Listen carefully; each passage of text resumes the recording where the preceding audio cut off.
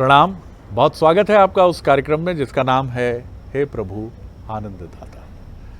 और इस कार्यक्रम के एक नए और नवीनतम विषय से जुड़े हुए एपिसोड में आपका स्वागत करते हुए हमें बहुत प्रसन्नता है। बीच में हमारे जो विशिष्ट अतिथि हैं वो प्रवास पर थे और प्रवास पर होने की वजह से कुछ हम रिकॉर्डिंग कुछ दिन नहीं कर पाए, लेकिन अब वो फिर निरंतरता उनके साथ बनी है और अब की बार कुछ स्थान की विभिन्नता भी आपको मिल सकती है, क्योंकि उनकी उपलब्धता किन्हीं किन्हीं कारणों से अलग अलग स्थानों पर हमें प्राप्त हो सकेगी।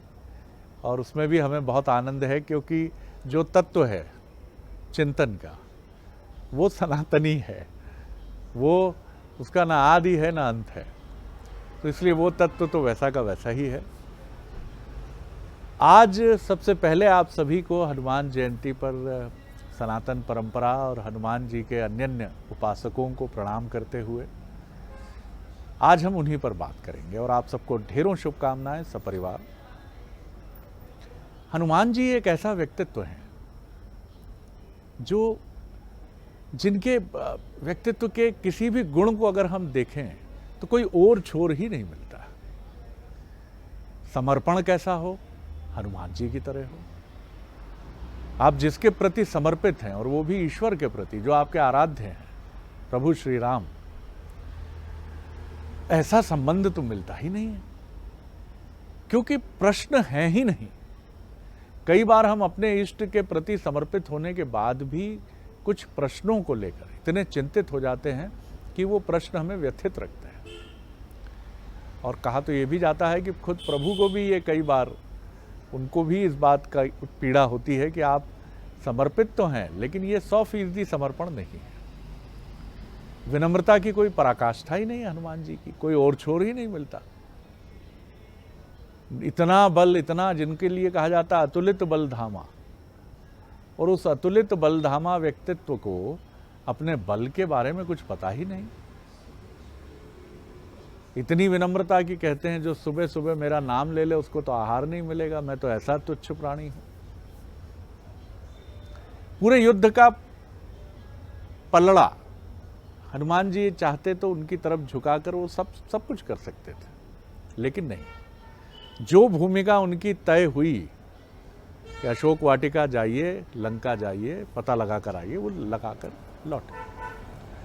और सबसे महत्वपूर्ण बात यह है कि प्रभु श्री राम के नाम और उनके प्रति जो उनका समर्पण और भक्ति भाव है, और वो भी बिना किसी अपेक्षा के।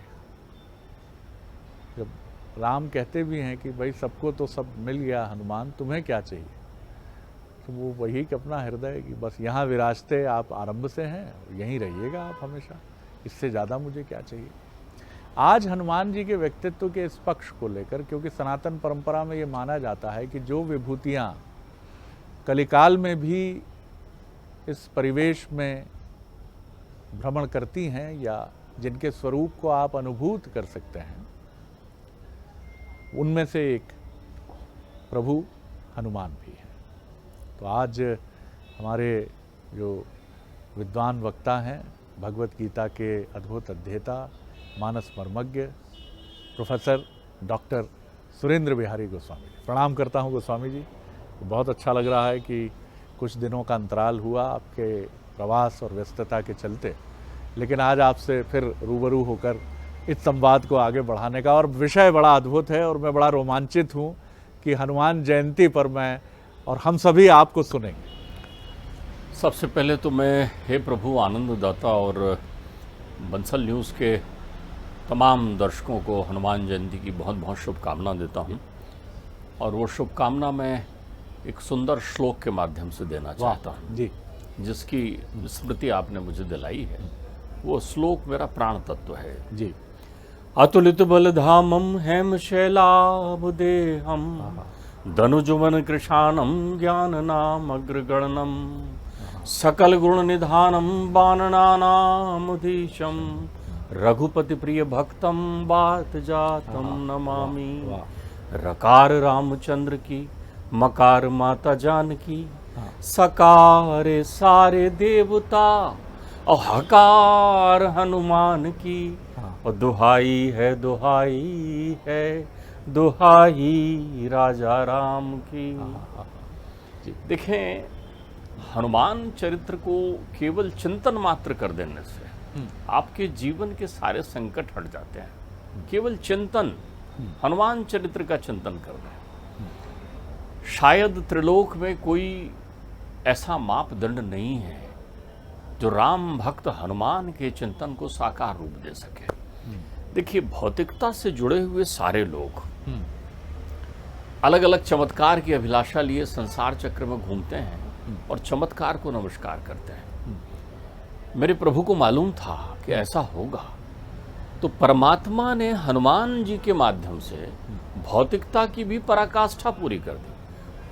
एकमात्र परमात्मा के वो ही अवतार हैं जो प्रत्यक्षता अपना हृदय विदीर्ण करके अंदर भीतर दर्शन कराते हैं कि देखो ये राम लक्ष्मण और सीता विद्यमान है।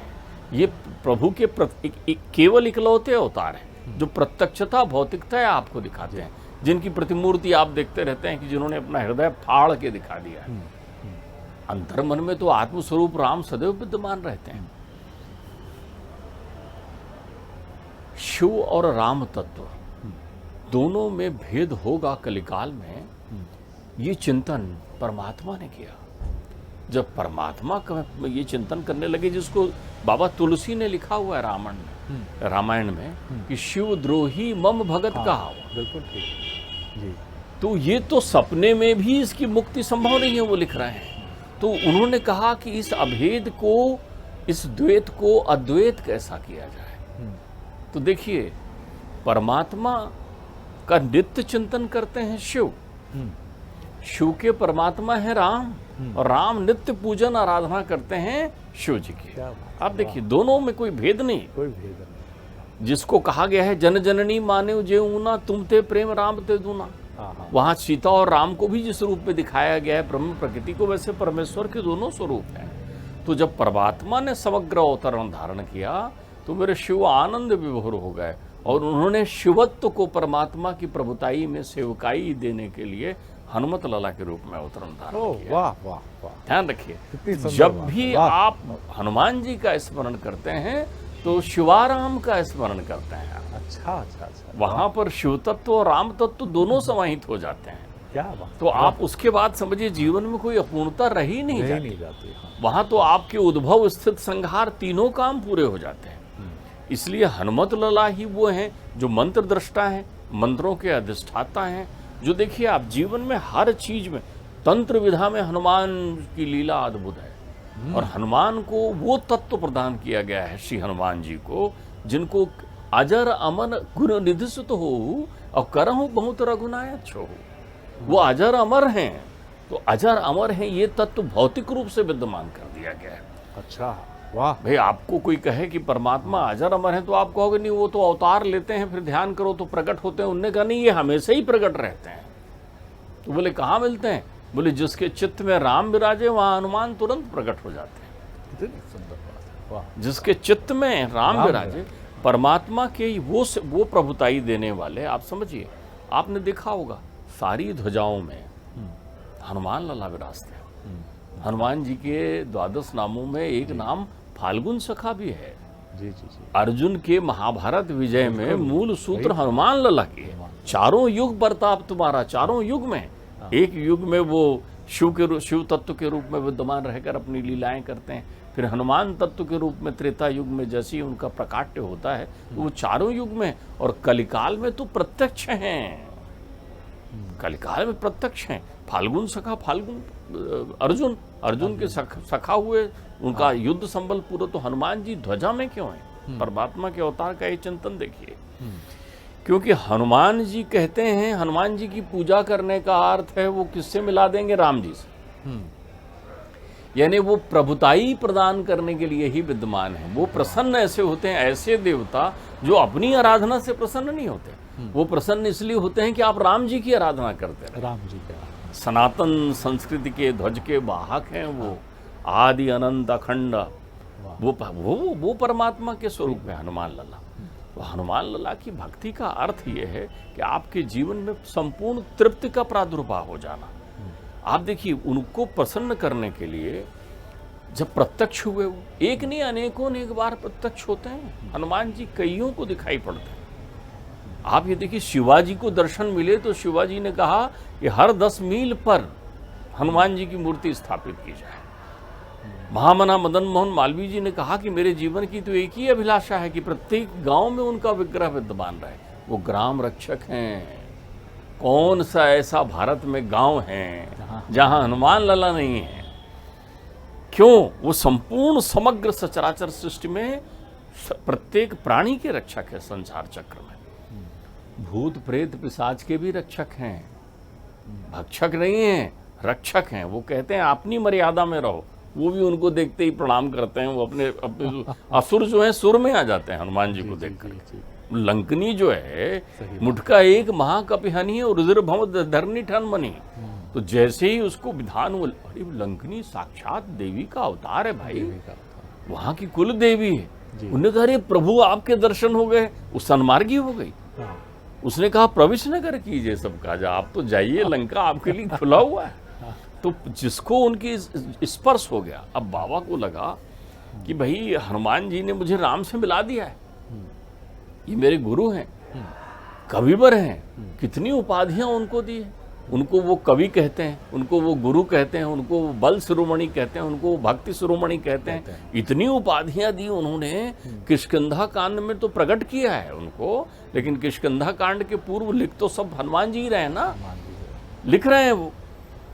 तुलसीदास जी ने दोहा लिखा, ऐसा नहीं है कि उस जमाने में भी द्वेषी दैत्य नहीं थे जी, जो शिवजी के मनमानस में संग्रहित है। तो वो उन्होंने दिया वाल्मीकि जी को, और वाल्मीकि जी ने कलिकाल के लिए अवतरण लिया तुलसी का। कलिकाल के कल्याण के लिए आए हैं वो वेद पुराण की उन कठिनतम बातों को सहज बनाने के लिए आए। तो जब तुलसी को प्रदान किया तो हनुमान लला तो रुद्रावतार है ना, उनको लगा कि अब इनकी रक्षा करनी पड़ेगी बड़े बड़े लोगों के बीच। तो वो तो उनके कुटिया के बाहर ही विद्यमान रहते थे। लोगों ने अनेक लोगों ने देखा कि एक विशाल काय जो वानर है वो सदैव सजग भाव से वहां वृक्ष पर विराजित रहते हैं। तुलसी को प्रत्यक्ष हनुमान जी थे। उन्होंने कहा गुरु की वंदना करूं। तो हनुमान जी अपनी प्रशंसा नहीं चाहते कभी भी। अगर हनुमान को खुश करना है तो राम का नाम आप ले लीजिए, वो प्रसन्न हो जाते हैं। आप देखिए अवतरण का ऐसा कितना सुंदरतम है। आपके अंतरचित्त में केवल वो भक्ति भरना चाहते हैं। उनने कहा आपने श्री हनुमान का सुमिरन किया और आपके संकट कट गए। तो बोले क्यों? क्योंकि श्री हनुमान ने राम से मिला दिया हमको, और राम के मिलते ही आपके जीवन में अनंत विराम प्राप्त हो गया। आपके जीवन में सारी शांति आ गई, तृष्णाएं सब विमोहित हो गई। तो उन्होंने जब चालीसा लिखा है हनुमान जी पर, बहुत सारे लोगों ने अलग अलग लिखा है जी। विभीषण ने सुदर्शन संहिता में गरुड़ जी को जो है वो हनुमान स्तोत्रम सुनाया है, जो उन्होंने प्रत्यक्ष अपने नजरों से देखा था। विभीषण जी जो हैं धर्म के अवतार हैं, धर्म विभीषण बनकर आए हैं। जब परमात्मा आते हैं तो अलग अलग स्वरूपों में अलग अलग आते हैं। ब्रह्मा जी जामवंत बनकर आए हैं और शिव जी जो हैं साक्षात हनुमान बनकर आए हैं परमात्मा के साथ में। तो विभीषण ने जब गरुड़ जी को उनके अशांत मन को शांत करने के लिए हनुमान जी की वो दिव्य लीलाओं को महास्तोत्रम में सुनाया है। हनुमान स्तोत्रम में आचार्य शंकर ने 5 श्लोकों में हनुमान जी की स्तुति की। किसने नहीं की है स्तुति? प्रत्येक चित्त में विद्यमान है। तो तुलसीदास जी जब हनुमान चालीसा लिखने लगे, पहले मैं आपको वो प्रसंग सुना रहा था कि जिसमें वो कैसे रक्षा करते चले गए जी। तुलसीदास जी ने अपने दोहों के नीचे अर्थ नहीं लिखा है, अपनी चौपाइयों के नीचे अर्थ नहीं लिखा है। अर्थ तो हम लगाते हैं। मूल तुलसी रामायण केवल अवधी भाषा में हिंदी की उस टीका के साथ ही लिखी गई है। मूल मानस की रामायण आप ध्यान रखें। तुलसी ने कई बार उनको जल में प्रवाहित किया है जी। कई उनके शत्रु उसका हरण करके ले गए और जल में प्रवाहित कर दिया नष्ट करने के लिए। लेकिन तब भी रामायण कैसे रही? कैसे उनकी हस्तलिखी रामायण को कोई मिटा नहीं पाया। तभी तो तुलसी की रामायण में सत्यम शिवम सुंदरम के हस्ताक्षर किए वाराणसी में शिव जी ने प्रत्यक्षता विश्वनाथ मंदिर में। तो क्यों? तो वो जब लिखते थे तो उनको लगता था इसको और सहज भाव से इसकी टीका लिख दो। जब वो दिन भर टीका भी लिखते थे, दोहा चौपाई भी लिखते थे, टीका भी लिखते थे, और कभी दिनचर्या के लिए जाएं शयन करने, स्नान इत्यादि करने, लौट कर आएँ तो देखें कि केवल दोहा है, चौपाइयाँ हैं और बाकी कुछ नहीं है, टीका मिट गई है। तो उन्होंने कहा मेरे गुरुवर कपीश्वर यहाँ रहते हैं तो फिर कौन है? उन्होंने ध्यान किया, बोले परमात्मा, ये तो मैं इसके जो अर्थ लिखता हूँ वो गुरुवर इसमें है ही नहीं। तो बोले अच्छा, बोले क्या लिखा है तुमने? ये दोहा पढ़ो। उन्होंने कहा हरि अनंत हरि कथा अनंता, और कहाँ ही सुनाई बहुविधि सब संता। वो तो अनंत है। तो बोले जो लिखा है उसका पालन करो ना, लोगों को कहने दो, लोगों को समझने दो, लोगों को कथाओं में टीका करने दो, इसलिए मैं अर्थ मिटा देता हूँ। तो ऐसे हनुमान जी की लीलाओं को जब जो है उन्होंने सोचा कि मैं अब जो है अपने गुरु की स्तुति करूं, गुरु को गुरु दक्षिणा प्रदान करूं, तो उन्होंने अपनी मानसिक रूप से तय किया कि कलिकाल के ताप को हरण करने के लिए लोग मानस नहीं पढ़ पाएंगे, पूरे मानस पढ़ने के लिए समय निकालना पड़ेगा। आप देखिए पूरे भारत भूधरा में नहीं, विश्व में अगर सबको सहज भाव से अपने आप याद है तो वो हनुमान चालीसा है। बिल्कुल नए बच्चों को, घर घर में युवा बच्चों को, लोगों की आस्थाएं केवल उन्हीं पर टिकी हुई है। क्यों? वो प्रत्यक्ष हैं, उनकी अनुभूति आप करिए। जब भी आप विनम्र होते हैं वो आपके पास होते हैं, जब भी आप सहज होते हैं वो आपके पास होते हैं, जब भी आप सन्मार्ग में होते हैं वो आपके पास होते हैं, जब भी आप संकट में होते हैं तब भी वो आपके पास होते हैं, विपत्ति में होते हैं, ज्ञान में होते हैं। ज्ञानिनाम अग्रगण्यम सकल गुण निधानम, सारे गुण उनमें विद्यमान है। उनको ध्यान करने से क्या नहीं प्राप्त कर सकते। तभी तो किया काज किए बड़ देवन के तुम वीर महाप्रभु देखनिहारो, और कौन सो काज मोह गरीब को जो तुमसे नहीं जात है टारो। और बेगी हरो, बेगी हरते हैं हनुमान महाप्रभु जो कछु संकट होए हमारो, और को नहीं जानत है जग में कभी संकट मोचन नाम त्यारो। जग में त्रिलोक में कौन नहीं जानता कि आप संकट मोचक हैं, संकट मोचक हैं। तो उन्होंने कहा आप गुरु की वंदना लिखनी हो जाए। तो उन्होंने गुरु से कहा गुरुदेव मैंने आपके लिए चालीसा लिख ली। उन्होंने चुपचाप लिख ली। चालीसा का अर्थ होता है 40 दोहों में लिखी हुई गुरु की वंदना है वो। उसके बाद बहुत सारे लोग चालीहा लिखने लगे। उसके बाद गुरु वंदना है, परमात्मा की वंदना। ये वंदना का एक विशिष्टावाद है। तो हनुमान जी ने कहा ये तुमने सबसे गलत काम किया है। बोले परमात्मा कलिकाल के लिए यही तो अमृत लेकर आया हूं मैं, अमृत किया है मैंने। बोले नहीं नहीं, मुझे अपनी प्रशंसा होना नहीं। चालीसा का अर्थ है अपने इष्ट की प्रशंसा करना। मैंने कहा मैं तो केवल, हनुमान जी जाने लगे, मैं चला। बोले तुम लिखे रहो चालीसा, मेरी स्वीकृति नहीं है। उन्होंने कहा आप एक बार सुन लीजिए। तो वो जब जाने लगे तो उन्होंने गीता में शुरू किया, श्री गुरु चरण सरोज रज और निज मन मुकुर सुधारी। हनुमान जी ने कहा देखो तुमने मेरी प्रशंसा कर दी ना। हनुमान चालीसा एक विशिष्ट बात से लिखा है, आप ध्यान रखिए। श्री गुरु चरण सरोज रज और निज मन मुकुर सुधारी। जाने लगे वर्णो रघुवर विमल यश जो दायक फल चार। वो लौट कर आ गए, अरे मेरे परमात्मा का नाम ले दिया तुमने। बोले मैंने यही तो लिखा है कि आप परमात्मा के विमल यश का गुणगान करते हैं। कभी ध्यान लगाकर कोई हनुमान चालीसा पढ़े तो उसमें ये छुपा हुआ भेद मिलेगा। आप जितने भी श्लोक पढ़ें, जय हनुमान ज्ञान गुण सागर, जय कपीस तिहुँ लोक उजागर, हनुमान जी चले, रामदूत अतुलित बलधामा, अंजनी पुत्र पवन सुत नामा, लौट के आ गए। व्याख्या है, वाह। तो वो उसमें प्रत्येक श्लोक पढ़ने का पारायण करने मात्र से ये दोनों तत्व विद्यमान हो गए वहां पर। तो हनुमान का ध्यान करना, श्री हनुमान का ध्यान करना, बजरंग बली का ध्यान करना, अर्थात आपके जीवन को मुक्ति के मार्ग में सहज भाव से ले जाना है। बहुत सुंदर बात। आप ध्यान रखिएगा, वो इतनी सहजता से देते हैं। आप देखिए कितनी सहजता से, परमात्मा की कृपा कितनी सहजता से उनको अपने पास अंगीकृत करते हैं हनुमान लला, कितनी सहजता से। ना उनमें अभिमान का एक शेष नहीं है अभिमान का। तभी तो वो कहते हैं शाखा मृग की बड़ मनुसाई, शाखा ते शाखा पड़ जाए, बंदर हूं, तुरंत सहजता से कहते हैं।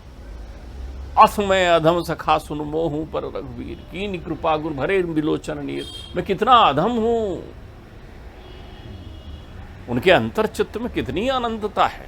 कितनी और जब वो अपना स्वरूप लेते हैं, आप एक बात समझिए, उनमें एक और विकल्प है। इस विकल्प पर हम कभी चिंतन नहीं करते, हमारा ध्यान नहीं जाता। अशोक वाटिका में पहुंचे तो मैया को देखा वो अग्नि मांग रही है त्रिजटा से, कि एक अग्नि ला दो तो मैं कम से कम अपने शरीर को भस्मीभूत कर लूं। त्रिजटा उनको समझा रही है, मैया रात हो गई है, काय की अग्नि। तो वो जो है चंद्रमा से अग्नि मांग रही है, रावण के खड़ग से अग्नि मांग रही हैं कि तुम में भी तेज है, कहीं से कोई अग्नि तो दे दो। इतनी शोकाकुल सीता को देखा। उल्लंघन सिंधु सलिलम सरितम, वो जो उसमें वंदना में कही है, उनमें एक खास बात कही है। जब उन्होंने जानकी जी को इतने शोक में देखा, शोकाग्नि में देखा, तो उनमें क्या विधा है मालूम? उन्होंने जानकी जी के पहले शोक रूपी अग्नि का हरण कर लिया, संकट रख लिया अपने पास। अब वो अग्नि का उपयोग कहाँ करें? आदाहिते ना ददाह लंका। उन्होंने जानकी जी की उसी शोक अग्नि से लंका को जला दिया। लो, तुमने महतारी को किया है तो महतारी की शोकाग्नि से लंका को भस्म कर दिया। क्या बात है, वाह। गर्जना करने वाले रावण जैसे त्रिलोकपति ने जिसकी प्रशंसा की। वाल्मीकि रामायण में लिखा है कि रावण जब देखता है जलते हुए तो बोले ये इंद्र नहीं है, महेंद्र नहीं है, ये काल भी नहीं है, उनमें भी इतनी ताकत नहीं है, तो फिर ये बानर कैसे हो सकता है? ये कोई और है, कौन है ये? रावण के समग्र स्वरूप को, रावण के यहाँ जब वो लंका में प्रवेश करते हैं, बड़ा सुंदर उदाहरण है ब्रह्मधर्म पुराण में, इसकी व्याख्या है उसके 18वीं संहिता में, कि वहाँ वो जब पहुँचते हैं और देखते हैं तो मैया चंडिका का मंदिर देखते हैं। वहाँ रावण चंडिका का पुजारी था, तो वो वहाँ पहुँचते हैं मैया के पास में, तब वो वहाँ अपना स्वरूप दर्शन कराते हैं मैया को। मैया को कहते हैं, हे देवी, अब आप यहाँ से जाओ, आपका यहाँ रहना ठीक नहीं है, आप यहाँ रहोगे तो फिर कैसे इसका पराजय होगा? तो वो कहते हैं मैं रुद्र हूँ, वो कहते हैं मैं रुद्र हूँ, अपने विराट स्वरूप का दर्शन कराते हैं रुद्र अवतार का। वहाँ वो भेद खोलते हैं, तब मैया जो है वहाँ से गमन करती हैं, जाती हैं। तो हनुमान की आराधना जीवन में समग्रता है, संपूर्णता है। विशेषकर ध्यान रखिए, हम लोग समझते हैं कि कोई संकट हो तभी हनुमान जी को ध्यान करें। जो आज के युवा हैं, जिनके जीवन में सफलता का संपुट नहीं है, जिनका आत्मविश्वास नहीं है, जो ज्ञान के पथ पर भटक रहे हैं, जो अज्ञानता का दोष लिए हुए हैं, ज्ञानी नाम अग्रगण्यम है। वो सबसे पहले तो वो बुद्धि प्रदान करते हैं। बल बुद्धि विद्या देवमयी हरऊ कलेश विकार, सबसे बार बार कहा जाता है। कौन सी बुद्धि देते हैं? जिसमें बल भी शामिल है, जिसमें विद्या भी शामिल है, जिसमें यश भी शामिल है, जिसमें कीर्ति भी शामिल है। तंत्र के इतने बड़े अधिष्ठाता हैं, आप ध्यान रखिए, प्रत्यक्ष हैं अनेकों अनेक स्थानों पर, अनेकों अनेक। बाबा देवराहा तो उनकी वंदना ही करते रहते थे। किनको प्रत्यक्ष नहीं है? आपको भी प्रत्यक्ष है, अनुभूति तो होती है आपको, लेकिन जिन लोगों को अनुभूति होती है, उस अनुभूति को वो प्रकट भाव से व्यक्त करने में असमर्थ होते हैं। एक झोंका सा आ जाता है, पवन पुत्र हैं, स्पर्श करके निकल जाते हैं। आप देखिए, जब भी आप प्रभु भक्ति में अभिभूत होकर भावुक हो जाएंगे, तब भी आपको उनके स्पर्श की अनुभूति होगी। हाथ फेर कर चले जाएंगे, कितना बढ़िया वाला है। जब भी आप कष्ट में उनको पुकारेंगे, आपको एक स्पर्श की अनुभूति होगी आपको। बहुत सुंदर डॉक्टर गोस्वामी, अद्भुत है। देखिए कितने सारे अनछुए पहलू कहूँ या जिनकी जानकारी आपको और हमको, मुझे तो नहीं थी, आप में से भी कई लोग ऐसे हो सकते हैं। तो हनुमान जी के इस विराट स्वरूप को, रुद्रावतार को, और सबसे महत्वपूर्ण बात है कि इस कलिकाल में भी वो प्रत्यक्ष हैं, जैसा डॉक्टर गोस्वामी ने हमें बताया। और ऐसा ही एक अद्भुत प्रणेता हैं वो, जो अनिवार्य शर्त है उनकी ये कि पहले प्रभु श्री राम का स्मरण करिए, फिर मेरी प्रसन्नता भी उसके साथ जुड़ेगी और मैं भी आपके साथ खड़ा हो जाऊंगा। तो ऐसे अद्भुत हनुमान की पूजन आराधना में लिप्त रहने का दिन है हनुमान जयंती। इसका खूब आनंद भी उठाइए और जितना अपने जीवन में हम उतार सकें, क्योंकि ये जो हमारे चरित्र हैं, जो आपकी हमारी पूजन पद्धति का भी एक बहुत प्रमुख स्थान रखने वाले व्यक्तित्व हैं, और जिनसे प्रेरणा लेने के लिए भी असंख्य बातें हैं। जितना हमसे बन पड़े अपने जीवन में समर्पण का ये भाव रखें। गोस्वामी जी की इस टिप्पणी से मैं समापन की तरफ बढ़ूँ। देखिए, यदि आपको उनकी प्रत्यक्षानुभूति करनी है, कलयुग में तो चमत्कार को नमस्कार की प्रक्रिया बड़ी तेजी से बढ़ रही है। लोग बोलते हैं चमत्कार हो तो नमस्कार करेंगे, हम नमस्कार। उस शैली में रहते हैं जी। तो हमारे यहाँ चमत्कार को नमस्कार भी वेदों में वर्णित किया गया है कलयुग में। तो यदि आपको रामानुभूति करनी है और हनुमान की अनुभूति प्रत्यक्षता करनी है बब्बा महाराज की, तो आप ध्यान रखिए वो कर लीजिए जो विभीषण ने किया था। जो विभीषण के घर में था वो आपके घर में हो जाए। बहुत लगा लिया आपने नेम प्लेट, फलाने कुमार ढिकाने कुमार, बहुत अहंकार दिखा दिया आपने।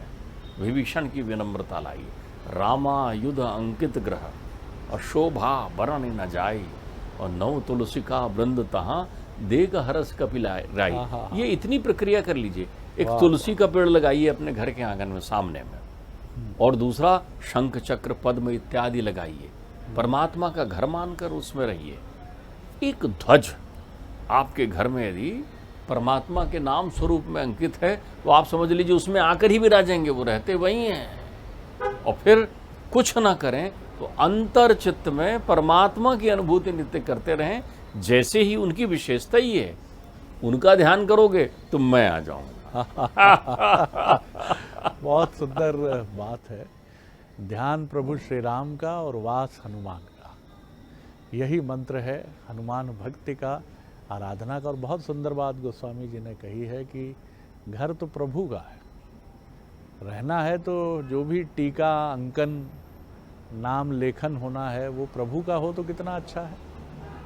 और एक पताका भी फहराती रहे तो उसमें कितनी सुंदर बात है, क्योंकि आखिर कोई एंटीना भी तो होता है सिग्नल पकड़ने के लिए, और ये पताका से बढ़िया एंटीना क्या है।